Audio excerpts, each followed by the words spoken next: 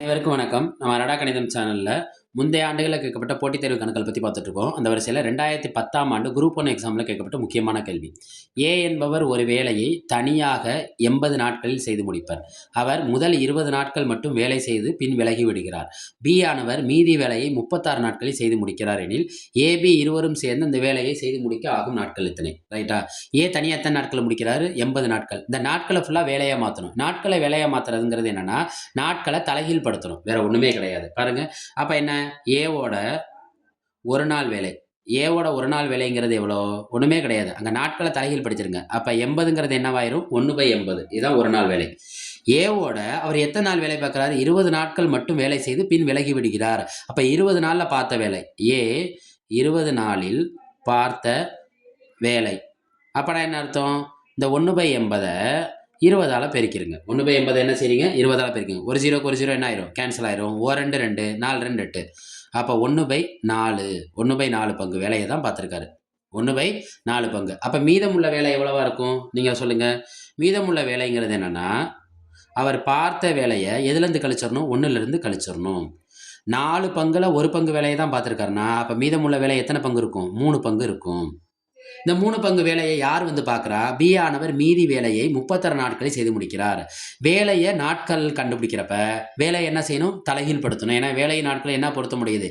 எதிர்த்தகவு பொருத்த முடியுது. பியின் ஒரு நாள் வேலை. பியோட என்ன வேலை? ஒரு நாள் வேலை. எத்தனை பங்கு இருக்குது பாருங்க. பியோட நாட்களை கால்குலேட் பண்ணுவோமா? எப்படி நாட்களை கால்குலேட் பண்ணுவோம்? நான் என்ன சொன்ன மாதிரி தான், இந்த 3/4 என்ன மாற்றிடணும்? 4/3. பி ஆனவர் எத்தனை நாள் எடுத்துக்கிறாரு? 36 நாட்கள் எடுத்துக்கிறார். எத்தனை நாட்கள் எடுத்துக்கிறாரு? 36 நாட்கள். ஓர் 3 3, ஓர் 3 2 3 6, 4 12 எவ்வளோனா 48 நாட்கள். 48 நாட்கள் எடுத்துக்கிறார். ரைட்டா?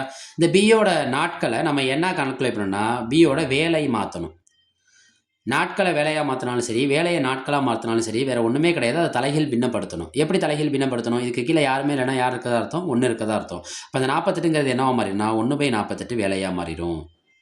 இப்போ கேள்வியில் பாருங்கள், ஏவோட ஒரு நாள் வேலை 1/80, பியோட ஒரு நாள் வேலை 1/48, ஏபி இருவரும் சேர்ந்து, அப்போ இரண்டையும் என்ன செய்யணும்? நம்ம சேர்க்கணும். பாருங்கள், அப்போ 1/80 + 1/48. அப்போ இதுக்கு நம்ம என்ன கண்டுபிடிக்கணும்? மீசியமாக கண்டுபிடிக்கணும். 80,48 கண்டுபிடிப்போமா? இது ரெண்டும் ஒரு வாய்ப்பால் அடுவி 8 வாய்ப்பால்.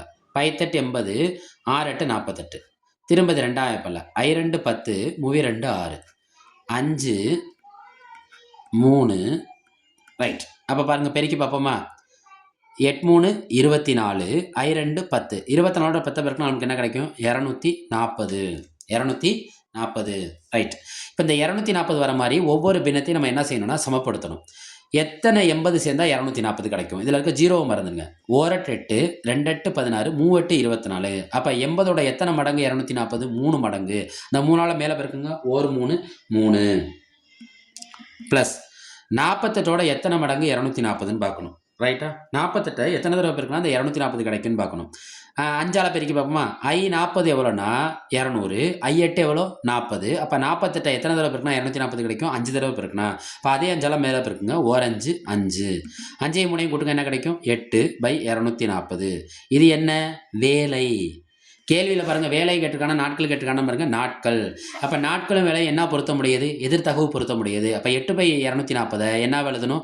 240/8 எழுதுனா அது என்னவா மாறிடும்? நாட்களாக மாறிடும்.